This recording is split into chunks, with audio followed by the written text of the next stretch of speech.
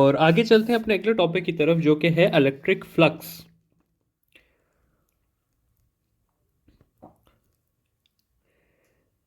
अच्छा students, electric flux को पढ़ाने से पहले ना मैं आपको जस्ट सिर्फ ये बताना चाहता हूं कि फ्लक्स क्या होता है।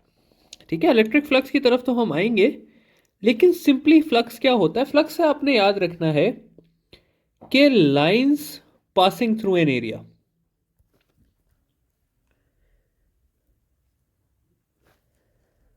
फॉर एग्जाम्पल अगर मैं कहता हूं कि ये मेरे पास एक एरिया है और इसी तरह ये भी एक एरिया है, दोनों का साइज सेम है।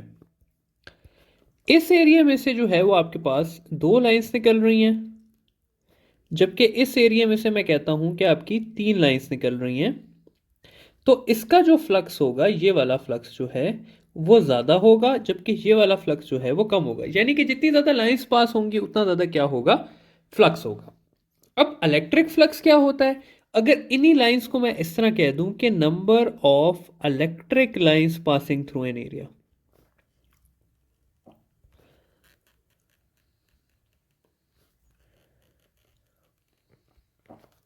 तो ये क्या बन जाएगा, इलेक्ट्रिक फ्लक्स बन जाएगा। इसी तरह हम नेक्स्ट चैप्टर में जाके मैग्नेटिक फ्लक्स पढ़ेंगे, तो वो क्या हो जाएगा, number of magnetic lines passing through an area. तो ये सिंपल कॉन्सेप्ट है हमारे पास किसका, इलेक्ट्रिक फ्लक्स का, कि number of lines passing through an area, electric line passing through an area is called as electric flux.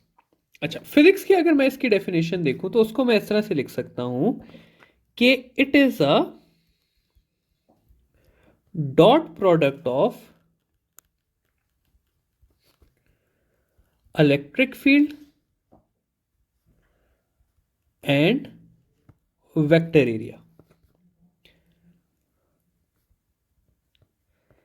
इसको मैं मैथमेटिकली लिखता कैसे हूं, फ्लक्स को इस तरह से लिखा जाता है कि flux is equal to dot product of electric field और वेक्टर एरिया, या इसको मैं इस तरह लिख सकता हूं ई ए कॉस ऑफ थीटा।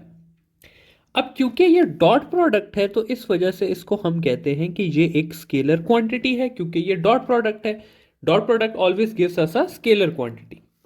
और इसके एसआई यूनिट की अगर मैं बात करूं तो इसका एसआई यूनिट हमारे पास आ जाता है। तो इसका एसआई यूनिट जो होता है वो होता है हमारे पास न्यूटन मीटर स्क्वायर पर कूलम। ठीक है, तो ये इसका एसआई यूनिट है हमारे पास। तो ये हमने जनरल देख लिया कि भाई इलेक्ट्रिक फ्लक्स होता क्या है। अब हम आगे चलते हैं और एंट्री टेस्ट के हवाले से इसको पढ़ते हैं कि भाई मैक्सिमम इलेक्ट्रिक फ्लक्स क्या होता है, मिनिमम क्या होता है। लेकिन वो सब पढ़ने से पहले हमने क्या करना है कि हमें वेक्टर एरिया के कॉन्सेप्ट को समझना है। तो यहां पर हम टॉपिक का नाम देते हैं वेक्टर एरिया। देखिए स्टूडेंट्स, अभी हमने पढ़ा कि इलेक्ट्रिक फील्ड इक्वल होती है, सॉरी, फ्लक्स इक्वल होता है हमारे पास electric field into dot vector area के। ये जो E है ये हमारे पास इलेक्ट्रिक फील्ड है, और ये हम बड़ी देर से पढ़ रहे थे कि इलेक्ट्रिक फील्ड क्या होती है, और ये हमने सब पढ़ लिया है। अगली जो है वो हमने ये देखना है कि ये A क्या होता है। तो इस A को कहा जाता है वेक्टर एरिया। वेक्टर एरिया के पास एस ऑल वेक्टर्स दो चीजें होती हैं, एक उसका मैग्नीट्यूड होता है और दूसरा उसके पास डायरेक्शन होता है।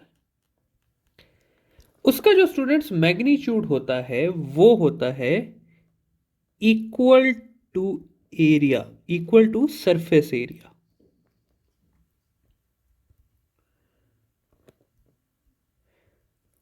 और उसका जो डायरेक्शन होता है वो होता है परपेंडिकुलर टू एरिया।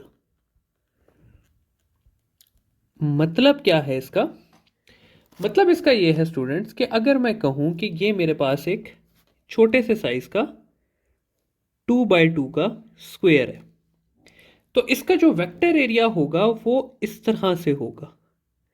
उसका मैग्नीट्यूड जो है वो इक्वल टू 4 होगा, क्योंकि 2 इंटू 2 4, और देखिए उसका डायरेक्शन क्या है, परपेंडिकुलर टू एरिया, तो वो इस तरह का होगा।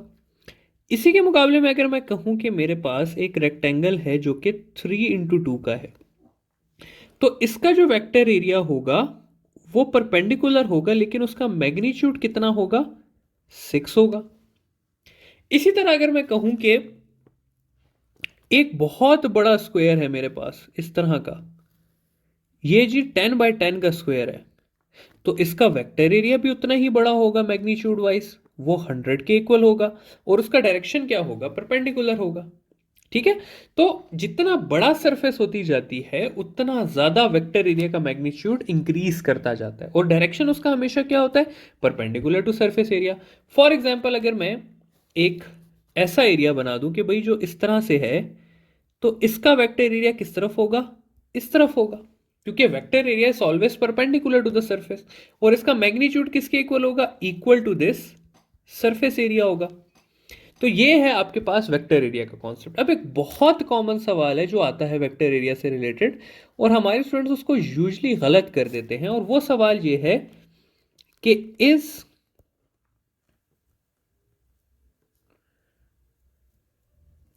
Vector area a unit vector. तो इसका आंसर है नो। क्यों? क्योंकि यूनिट वेक्टर जो है उसका मैग्नीट्यूड होता है 1, ठीक है ना, लेकिन हम यहां पर देख रहे हैं कि इसका मैग्नीट्यूड तो देखिए यहां पर 4 है, यहां पर 6 है, यहां पर 100 आया था। इसी तरह जितना बड़ा सरफेस होगा उतना बड़ा वेक्टर एरिया होगा, तो वेक्टर एरिया का मैग्नीट्यूड 1 नहीं होता स्टूडेंट्स। ठीक है। तो ये हमने देख लिया कि वेक्टर एरिया क्या होता है, एक ऐसा एरिया जिसका मैग्नीट्यूड इक्वल टू सरफेस हो और उसका डायरेक्शन जो है वो परपेंडिकुलर टू दैट सरफेस हो, तो उसको हम क्या कहते हैं, सिंपली वेक्टर एरिया का नाम देते हैं। नेक्स्ट सवाल, नेक्स्ट चीज, नेक्स्ट टॉपिक कि भाई मैक्सिमम, मिनिमम और दरम्यान का फ्लक्स कितना होता है। तो हम मैक्सिमम फ्लक्स देख लेते हैं, हम मिनिमम फ्लक्स देख लेते हैं, और हम देख लेते हैं रैंडम फ्लक्स को देख लेते हैं। ठीक है, सिंपल फ्लक्स यहां पर मैं लिख लेता हूं। देखिए स्टूडेंट्स, मैक्सिमम फ्लक्स तब होता है जब सरफेस जो है वो परपेंडिकुलरली पड़ी हो टू इलेक्ट्रिक फील्ड, और जो आपके पास वेक्टर एरिया है वो आपका पैरेलल हो। ठीक है। कहने का मतलब क्या है, देखिए स्टूडेंट्स, अगर सरफेस ऐसे करके पड़ी होगी और फ्लक्स इसमें से ऐसे करके पास हो रहा होगा, फील्ड इसमें से ऐसे पास हो रही होगी, तो तब जो है वो फ्लक्स आपके पास मैक्सिमम होगा। ठीक है। मैक्सिमम फ्लक्स के लिए अगर हम वेक्टर एरिया को लेके चलते हैं तो आपने इक्वेशन यूज करनी होगी, flux is equal to E A cos of theta. लेकिन इसी की जगह अगर आपको वो सवाल में सरफेस एरिया दे देता है तो फिर यही इक्वेशन आपने जस्ट थोड़ी सी चेंज कर देनी है और इसको लिख देना है E A sign of theta. अगर स्टूडेंट्स आप सिर्फ इतनी बात पे गौर करते हैं ना कि वेक्टर एरिया के दौरान आपने कॉस थीटा लिखना है और सरफेस एरिया के दौरान आपने साइन थीटा लिखना है, तो आप बहुत सारी मुसीबतों से बच जाएंगे। इसके पीछे का कॉन्सेप्ट क्या है ये मैं आपको बता देता हूं। देखिए स्टूडेंट्स, मैं इस सरफेस का, ये जो सरफेस है इसका वेक्टर एरिया निकालता हूं, तो ये इसका वेक्टर एरिया बनेगा। अब अगर मैं इलेक्ट्रिक फील्ड, यानी कि ये जो व्हाइट वाली फील्ड है, इसका एंगल मैं देखूं वेक्टर एरिया के साथ, तो वो बन रहा है 0 डिग्री। जबकि अगर मैं इसी का एंगल देखूं विद रिस्पेक्ट टू सरफेस, यानी कि ये वाला एंगल, तो ये बन रहा है 90 डिग्री। तो देखिए सेम डायग्राम में वेक्टर एरिया कितना एंगल बना रहा है, 0 डिग्री, और सरफेस कितना एंगल बना रही है, 90 डिग्री। ठीक है। तो इसलिए मैं उस फैक्टर को खत्म करने के लिए क्या करता हूं कि वेक्टर एरिया के लिए कॉस थीटा ले लेता हूं, जबकि सरफेस एरिया के लिए मैं साइन थीटा ले लेता हूं। अब देखिए इन दोनों से हमारा आंसर सेम आएगा। कैसे सेम आएगा, मैक्सिमम फ्लक्स मैं फाइंड कर रहा हूं, तो मैक्सिमम फ्लक्स के लिए क्या होगा कि इस इक्वेशन में मेरे पास आ जाएगा answer E A cos of 0, क्योंकि वेक्टर एरिया जो है वो 0 बना रहा है, और आंसर मेरे पास आ जाएगा ई ए। जबकि इस इक्वेशन को अगर मैं आगे लेके चलूंगा तो फ्लक्स मेरे पास आ जाएगा ई ए साइन ऑफ 90। क्यों? क्योंकि सरफेस एरिया जो है वो 90 का एंगल बना रही है। साइन 91 होता है तो इसका भी आंसर क्या आ जाएगा? ई ए आ जाएगा। तो मैक्सिमम फ्लक्स मेरे पास कितना होता है? मैक्सिमम फ्लक्स मेरे पास इक्वल होता है ई ए के। इस जगह पे भी ई ए के और इस जगह पे भी ई ए के। अब अगर मैं मिनिमम फ्लक्स की स्टूडेंट्स बात करूं तो मिनिमम फ्लक्स में सरफेस जो है वो पैरेलल होती है, जबकि वेक्टर एरिया जो है वो परपेंडिकुलर होता है। ठीक है? कैसे? ये देखें स्टूडेंट्स, मैं कहता हूं कि सरफेस इस तरह करके पड़ी हुई है, तो जब सरफेस इस तरह पड़ी हुई है तो फील्ड इसके इस तरह से गुजर रही होगी। इसका वेक्टर एरिया जो है वो परपेंडिकुलर पड़ा होगा फील्ड के। ठीक है? तो इस केस में अगर मैं वेक्टर एरिया को लेके चलूं तो वो आ जाएगा मेरे पास flux is equal to E A cos कितना आ जाएगा 90 विच इज इक्वल टू 0। और अगर मैं सरफेस एरिया को लेके चलूं तो वो हो जाएगा E A sine 0 which is equal to 0। तो अगर सरफेस पैरेलल पड़ी हो और वेक्टर एरिया परपेंडिकुलर पड़ा हो तो क्या होता है? फ्लक्स आपके पास मिनिमम। और इसी के ऑपोजिट अगर सरफेस परपेंडिकुलर पड़ी हो और वेक्टर एरिया पैरेलल हो तो फ्लक्स क्या होता है? मैक्सिमम। फाइनली आपके पास आ जाता है कोई भी रैंडम एंगल, तो मैं कहता हूं एक सरफेस इस तरह करके पड़ी हुई है। ठीक है? तो जब ये सरफेस ऐसे करके पड़ी हुई है तो अब इसका जो वेक्टर एरिया होगा वो इस तरह से होगा और जो फील्ड जा रही होगी वो ऐसे करके जा रही होगी। तो वो फिर डिपेंड करता है कि एंगल आपका ये वाला कितना बन रहा है। तो एंगल के हिसाब से आप इक्वेशन को ई ए कॉस थीटा लिख लेंगे अगर आपको वेक्टर एरिया दिया हुआ है, और आप ई ए साइन थीटा लिख लेंगे अगर आपको सरफेस एरिया दिया हुआ है। तो इस सारे टॉपिक में जो स्टूडेंट्स समझने वाली, याद रखने वाली, कॉन्सेप्ट वाली बात है वो यही है कि अगर आपको दिया हुआ हो वेक्टर एरिया तो आपने कॉस थीटा वाली इक्वेशन यूज करनी है। अगर आपको दिया हुआ हो सरफेस एरिया तो आपने साइन थीटा वाली इक्वेशन यूज करनी है। ठीक है?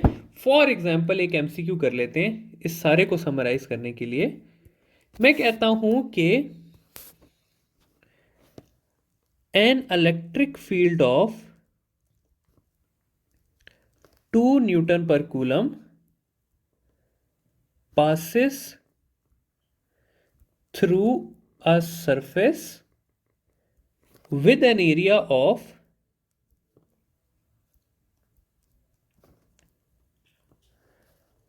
2 meter square.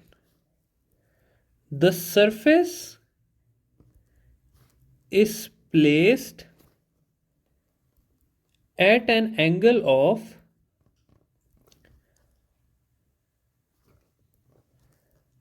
30 degree with electric field. Find the flux. अब देखिए स्टूडेंट, सिंपल सा सवाल है। ठीक है? यहां पर आपको सरफेस का एंगल दिया हुआ है। देखिए, द सरफेस इज प्लेस्ड, तो आपने किस इक्वेशन को लेके चलना है? सरफेस एरिया वाली, जो कि क्या है? E A sine theta. यहां पर आ जाएगा मेरे पास 2 इंटू 2 इंटू साइन ऑफ 30, तो ये हो जाएगा 4 into half which is equal to 2। अगर यहीं पे मैं कहता कि the angle between surface area and ये इतना, तो यही इक्वेशन मैं किस तरह यूज कर लेता? ई ए कॉज ऑफ थीटा पे। तो बस ये आपने देखना है सवाल में कि आपको सरफेस एरिया दिया हुआ है या फिर आपको वेक्टर एरिया दिया हुआ है, क्योंकि सरफेस एरिया के लिए साइन थीटा यूज होगा और वेक्टर एरिया के लिए कॉस थीटा यूज होगा।